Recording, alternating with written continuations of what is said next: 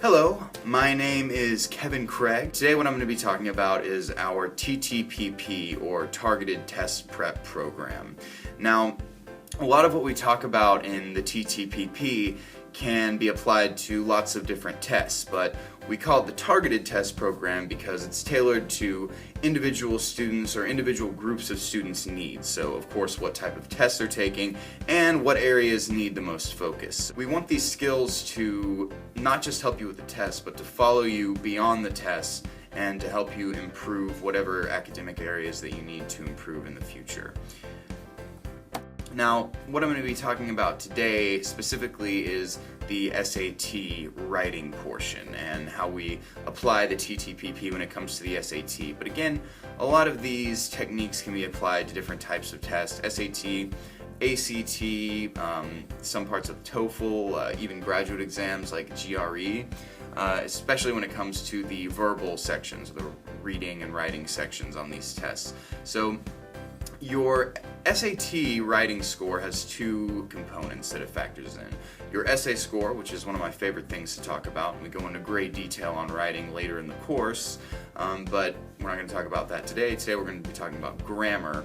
So those are put together to come up with your composite score on the writing section. Now, the good news is that ETS, the company that makes the SAT, actually only tests a handful of grammar rules. And this can help you whether you're very good at grammar or not very good at grammar. It helps you have a plan going into the test. You know what to expect to some degree. But today, we're going to be talking about subject-verb agreement. Now, we have a simple example here.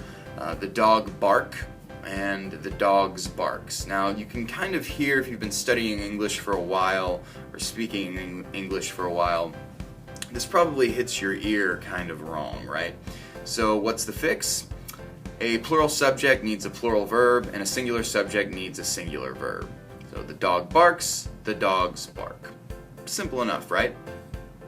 Now, regular English nouns end with an S when they're plural, and regular English verbs end with an S when they're singular, which can be a little bit confusing. We'll see in our next example that we have irregular verbs. So these are more difficult for a couple of reasons. The sentences are a little bit longer and more complex. So the first one, the pink elephant of the Andes Mountains are majestic, doesn't really hit the ear quite as incorrectly as our dog barking once did.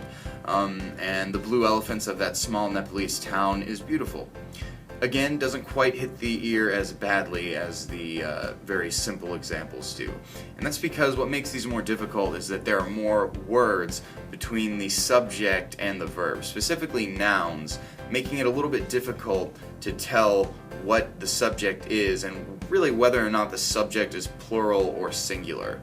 So we need to be able to identify the subjects and the main verbs in the sentences that we're studying and the sentences that we're going to be practicing with on our test.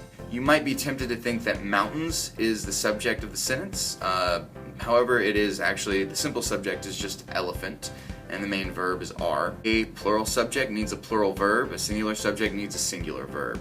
So instead of the pink elephant of the Andes Mountains are majestic, in which case we might be thinking of Andes Mountains as the subject, it should be the pink elephant of the Andes Mountains is majestic. Elephant, singular subject, requires is, a singular verb, and elephants, a plural subject, requires are, a plural verb. Now, these are irregular verbs, which is another thing that makes this a little bit tricky, right?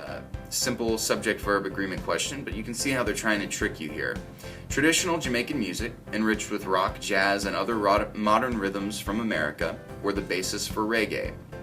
Now, the first thing we want to do is locate the subject. We might be tempted to think that this is a sentence with a plural subject because it has all this, what I call parenthetical information, enriched with rock, jazz, and other modern rhythms from America. But actually the subject is just music, or traditional Jamaican music, the simple subject being just music. So singular subject. And now what's the main verb in this sentence? Well, if we sort of cut through all of the extra details that they give us, the parenthetical information enriched with rock, jazz, and other modern rhythms from America, Well, the subject or the verb that is supposed to agree with the subject as written is were.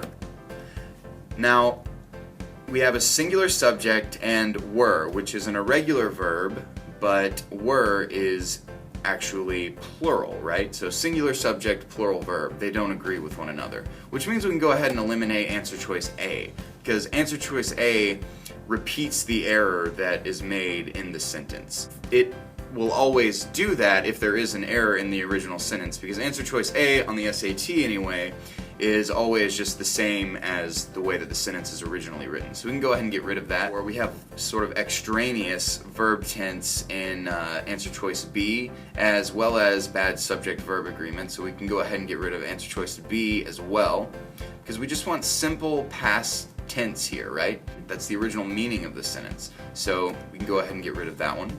Now C, become the basis of. We've moved into the present tense here, so the verb tense is wrong here.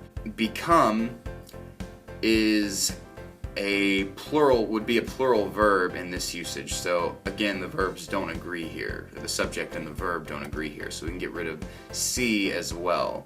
Now let's take a look at D.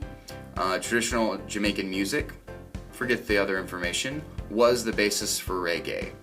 Okay, that puts it into simple past tense, so I like D. I'm not going to eliminate it yet, but let's take a look at E before we make any rash decisions here. Answer choice E, I'm already suspicious of because it has this ing construction, which tends to make sentences a little bit more wordy. So it's something to be cautious about on SAT grammar sections in general.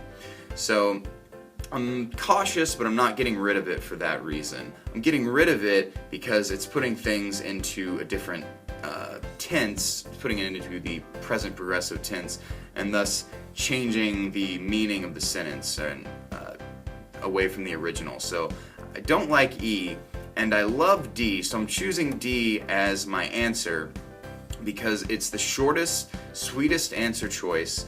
It has no subject-verb agreement issues, and it is in simple past tense, just like the original sentence was intended to be. So that's why we're choosing D here, and this is just one small example of the way that we like to teach questions from the SAT. We like to use real examples and talk about the real reasons, like what the real grammatical errors are and why we're eliminating certain answer choices and why we're choosing other answer choices. So, thank you very much for watching this little introductory video. We really appreciate it. We have lots and lots of information that you can look very closely at or just casually at gieg.org. Again, my name is Kevin. Thank you very much for watching, and I hope you have a wonderful day.